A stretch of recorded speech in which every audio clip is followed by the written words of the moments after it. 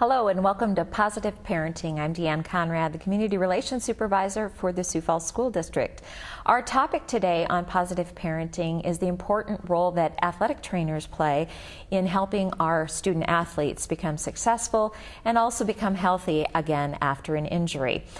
The Positive Parenting program is a joint venture between the medical and child development professionals of Sanford Health and our education professionals of the Sioux Falls School District. So we thank you for joining us today for this important conversation, and we will have our guests introduce themselves before we get started with our conversation today. And we'll start with you, Trig. I'm Trig Godney. I'm the sports medicine manager for Sanford Health here in Sioux Falls, and I'm a certified athletic trainer. Awesome. I'm Chad Statham. I'm head football coach at Sioux Falls, Washington. Awesome. Thank you guys for joining us today for this conversation. I think that the role of athletic trainers has evolved over time and has really become a significant part of any athletic program in any school district, across the state. Trig, talk a little bit about what an athletic trainer does for a school athletic program, just in general. It's probably a big, wide open question, right? Yeah, we could use the 30 minutes on that. Yeah. But, well, go ahead, the athletic trainer really is the person who spearheads the athletic healthcare team for a school. And what that means is that they're going to work with the parents, the coaches, the athletes, and the administration to ensure that we have a safe environment for the athletes to participate in, and they'll manage from no injury existing to helping that athlete avoid the injury, to managing an emergency situation, to handling the regular ankle sprains or things that occur, and then safely getting the athletes back to sports. So they have quite a continuum of care that they carry, and what we've seen over the last 20 years that I've been in the state is quite a change from a lot of schools not even having any kind of contact with an athletic trainer to a number of schools now having multiple athletic trainers. So the value of the athletic trainer certainly has been recognized, and the schools around here are certainly taking advantage of that. Sure.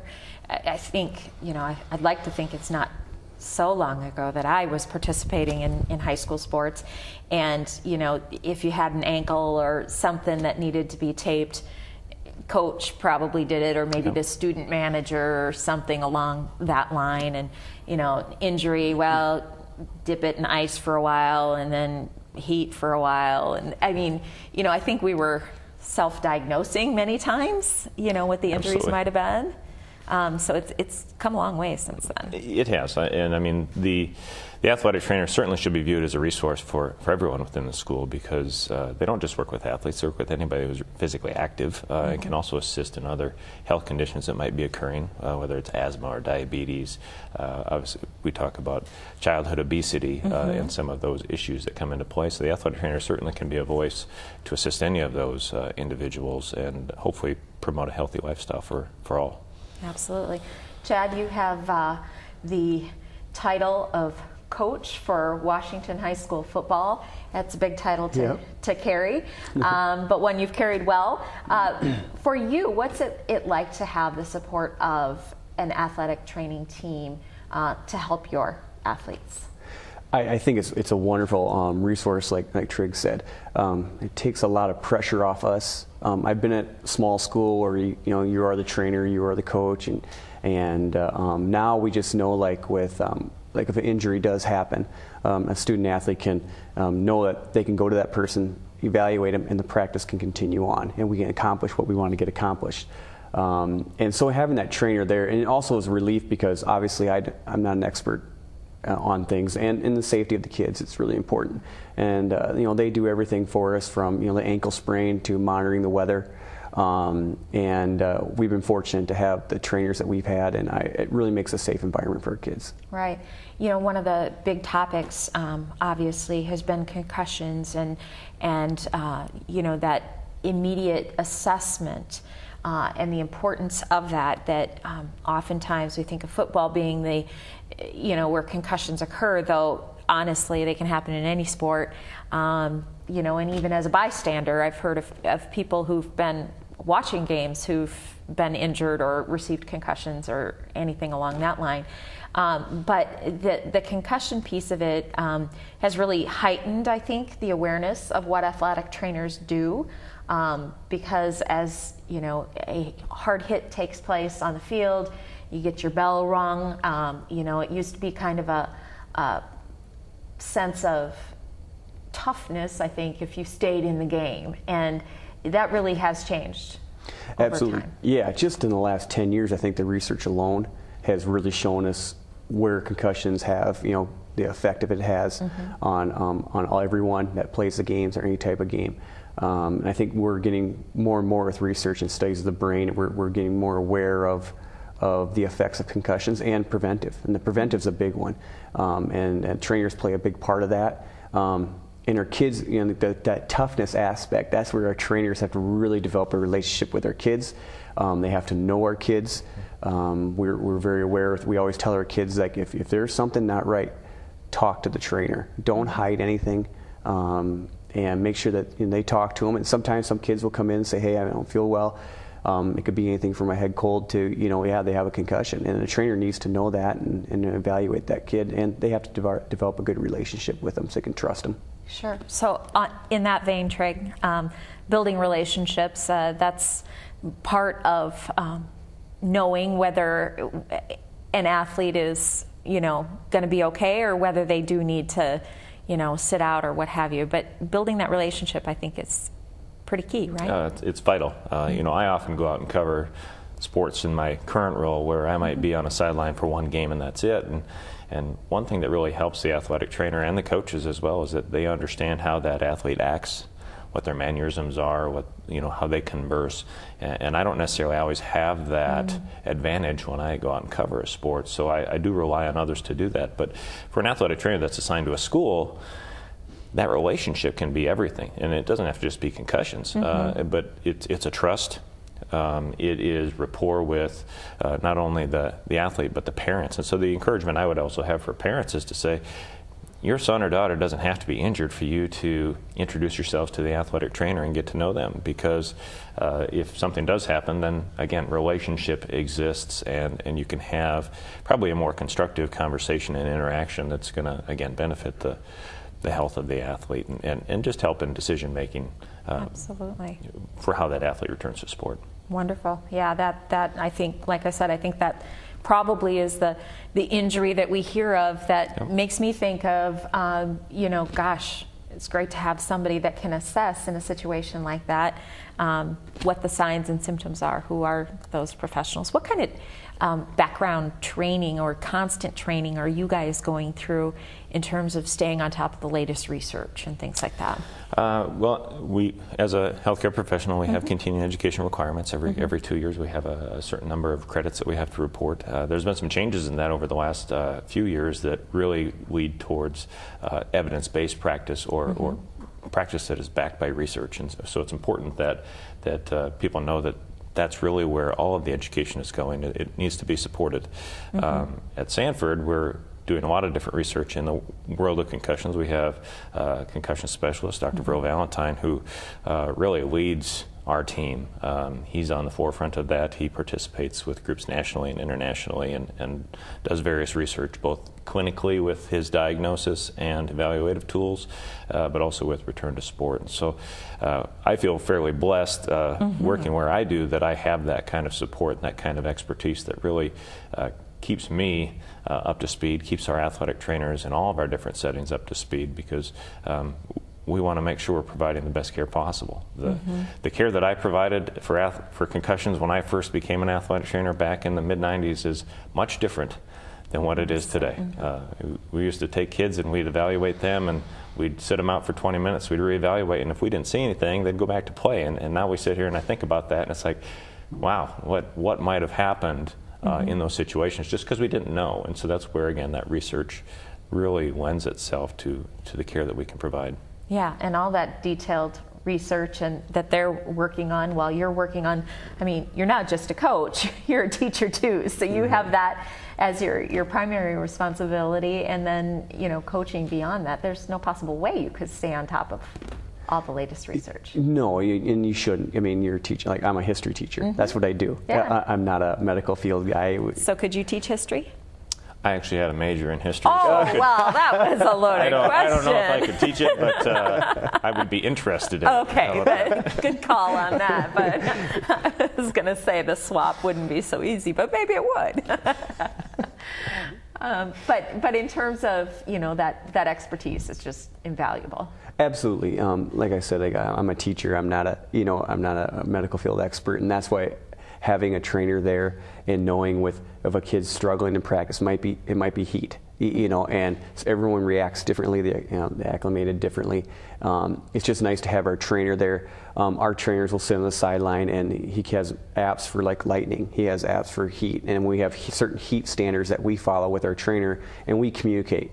Even during the day, we know it's going to be warm, and we communicate, and he'll tell us, you know, hey, heads up, I think we're only going to be able to go helmets today. Absolutely. And we follow that rule, and we communicate with each other, we work with each other. And I think the kids see that, and I think like going back to the trust, and the kids see that I trust my trainer, and my trainer trusts myself, that the kids will have developed the trust for the trainer too, to go to them when they do have some problems. Yeah, that's modeling and leading by example. Definitely is you're building a relationship as well. Correct. And, you know, I do trust my trainer, and I always tell my kids, you know, if our trainer says, you can't go, you can't go. I said, I'm going to back up our trainer's decision making. Yeah, and that's hard as a coach sometimes too. Yes, it is, but then again, we're coaching a game, and the aspect of the kid and their general well-being is more important in my opinion.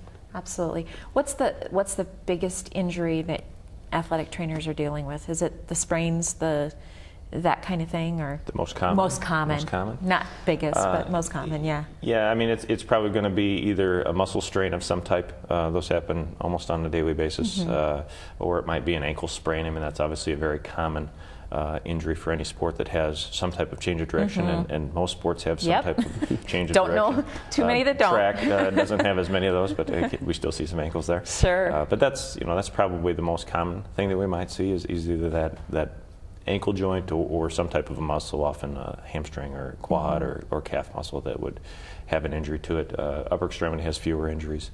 The injury rates are, the nice thing about athletic trainers being full-time at the schools here is that a lot of injuries happen in practice, not just at games. And so, I mean, over half of the injuries happen in a practice setting. So having the athletic trainer around each day creates a relationship that we've talked about, but also then provides those care opportunities that sometimes only exist for student athletes at a game setting. Right. And so the depth of that relationship, the depth of care that's available certainly is much more broad in this area. Yeah, and I think we've learned a lot over time too, thinking back to, years and years.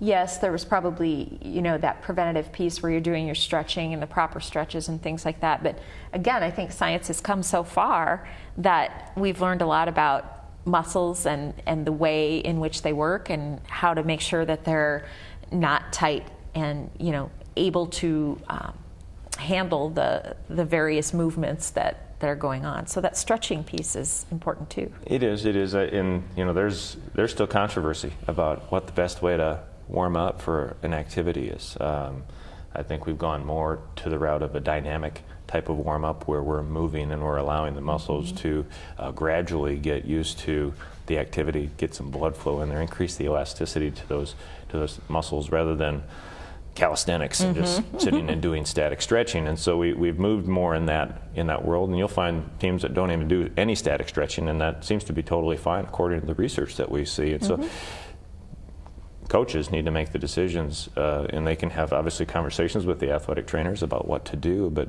it really also comes down to what does the coach feel mentally prepares and physically prepares their athletes to play. And so there can be a collaborative conversation about how to reach that common ground and make sure that you're doing the right thing for the student athlete. Yeah. Correct, and we worked with our trainer this last year, and we implemented, he wanted to really do more dynamic stretch in the beginning, which we created, and we went through him, and he liked them, and then he also wanted to add some type of warm down at the very end, type of dynamic stretching at the very end of practice, and we went to that, and our kids, after the first 2 weeks of fall practice, really liked it. They felt that they revived, they were better, they felt better coming back to practice, and so we've stuck with that plan, and like I'm willing to listen to my to my trainer on ideas on how to prepare our kids and so that they're healthy. That's great. Yeah, it is that collaborative effort for sure. So the times that trainers have been most appreciated, I'm certain they're appreciated every day, but can you think of a situation where you were grateful, an injury or something like that, where you were grateful that somebody was there, and just kind of talk us through what that looked like or what the concern was? You know, I've been on numerous injuries and I've watched, but the biggest probably thing that I like with trainers is how they come to the kid and they're calm. And when certain kids on certain aspects on the field, right away they think they're hurt.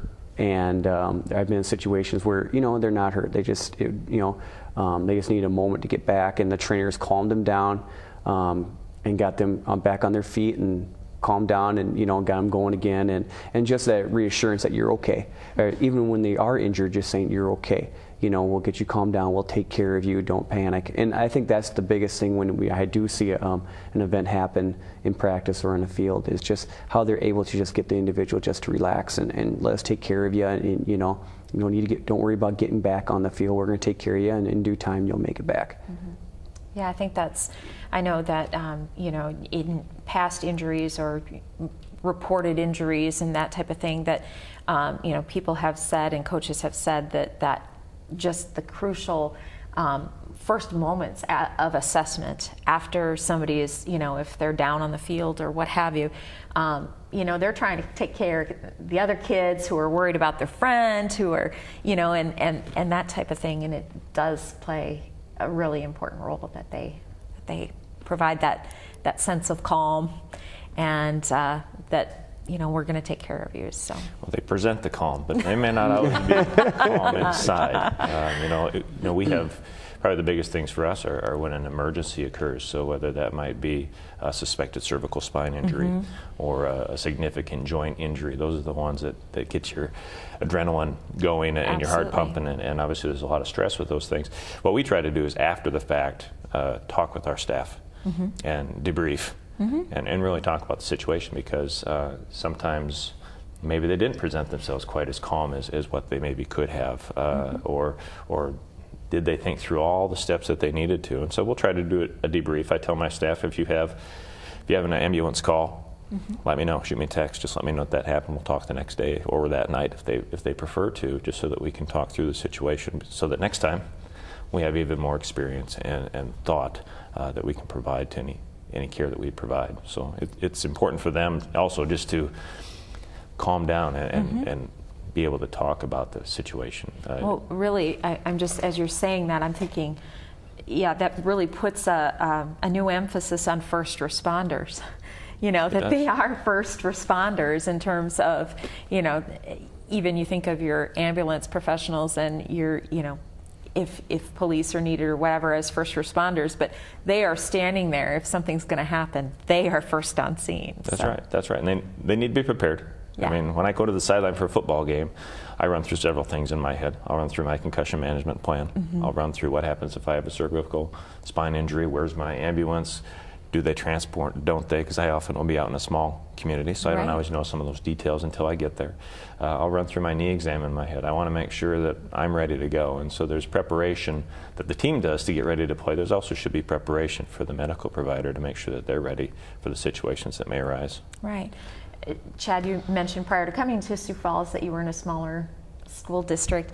How far out does Sanford reach in terms of providing these athletic training based out of Sioux Falls, I think our furthest school is probably about 55 miles away. And some of those schools might be what we would call part-time schools, so they get a couple of contacts during the week. They do get some event coverage, but not full coverage. But once we get closer to, as that radius becomes smaller to Sioux Falls, the amount of care that's provided, the amount of hours and time spent at the school certainly increases dramatically. Absolutely. Well, I think that's something that we've just maybe taken for granted over time here in Sioux Falls, but the partnership that we have, between the schools and between Sanford and, just our medical community in general is just amazing. And I don't know what it's like in other cities or school districts, but I got to believe we're doing a lot of things right. I think we're pretty well off. If you live in this community, and whatever your health need might be, you have a lot of resources available to you, and that certainly is evident in what's available at the schools now as well. So in terms of, you mentioned it's not necessarily just athletes that you're working with, but you can be a resource beyond for many other medical conditions or concerns. What does that look like during the day, or how are you sharing that information back and forth with school professionals? Well, it's you want to make sure that, again, we talk about relationships right at the beginning of the show, and you want to make sure that you have the relationships with the right people. So school nurses are certainly a person that we want to make sure that we have a relationship with. It might be that they are encountering issues and we can be a resource for them, or maybe we have a student athlete who is concussed and we need to talk with them as well as the administration about some accommodations that need to happen within the classroom. So that's one key one. But a lot of kids are active, whether it's PE and they're doing things. It might be, the big one that I think of is band.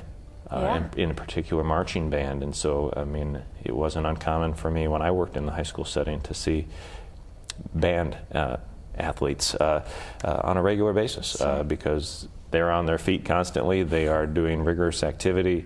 It might be heat problems that they have. Maybe they had a fall. Maybe they've sprained an ankle. Maybe they just have an overuse type of situation. And so there are other personnel within the school that you should make sure that you have that relationship, that connection with. So if they have an issue, they can use you as that resource. You never know when you might need to use them as a resource. I'm not sure what that resource might be from a band. We need some music in the athletic training room. Right, you need some calming music maybe. I think the athletic trainer needs to almost take the lead to say, who else can I have an impact on in this school? And they need to make sure that then they find if they need a resource, such as maybe it's the athletic director, activities director, to help make those connections, that they do so, because there's a lot of people that can benefit from the athletic trainer being in place, and I don't think any student athlete or student should feel that they're not welcome in the athletic trainer, because they are, and that's why that person is there.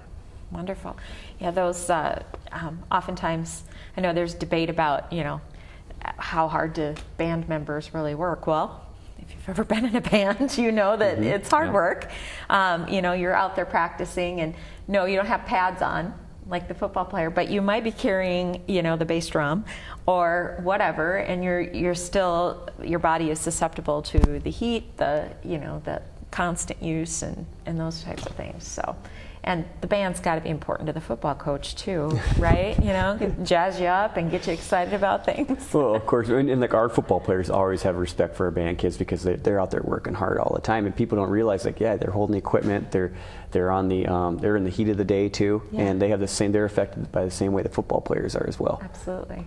Cheer. Now, that's probably become, since become more of a competitive sport. They're doing a lot more stunts. They're doing a lot more, high-end things that maybe we would have seen at the college level or something in the past. But is that taking some of your attention as well? Certainly. It is a sanctioned sport, both competitive dance, competitive cheer. But even before that, we would see the cheerleaders in the athletic training room. If you actually go out and look at the injury rates, and probably the best place to look at injury rates is really from the college setting, because that's where they've been able to do that injury epidemiology to show those risks. Cheerleading has a fairly high injury rate, and it's a variety of injuries, from concussions to cervical spine injuries to joints that are injured, and obviously muscles and such that can be injured as well. And so we see them.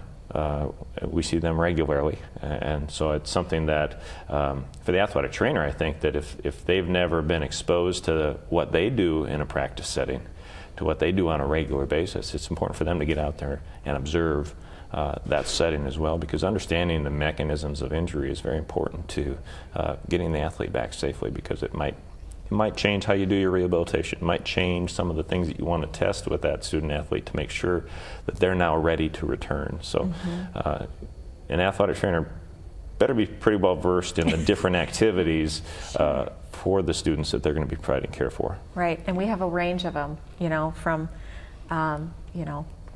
the club sports of bowling and, swimming and softball and baseball, and that's not club sport, but those kinds of things are, any possibilities are out there. The injuries are out there no matter what. So. That's right. Well, we're coming up on the end of our time. Any final thoughts from you, Chad, about just the role that these guys play and the appreciation we have for them? Oh, we're very appreciative of them. The parents have got to understand that they're taken care of. They have their eye out there at all our practices. They're helping out, making sure kids are being hydrated, and they're making sure that they're keeping an eye on our kids, making sure so the kids can just go out and have fun and perform. So they're vital to the success of our programs. And I tell you what, we're pretty lucky here in Sioux Falls to have the luxury of these individuals like Trig and others that come in and help us out. Absolutely. Any final thoughts for people at home who might be watching about your role? Really, it's just probably for the parents is to make sure you know what's available to you.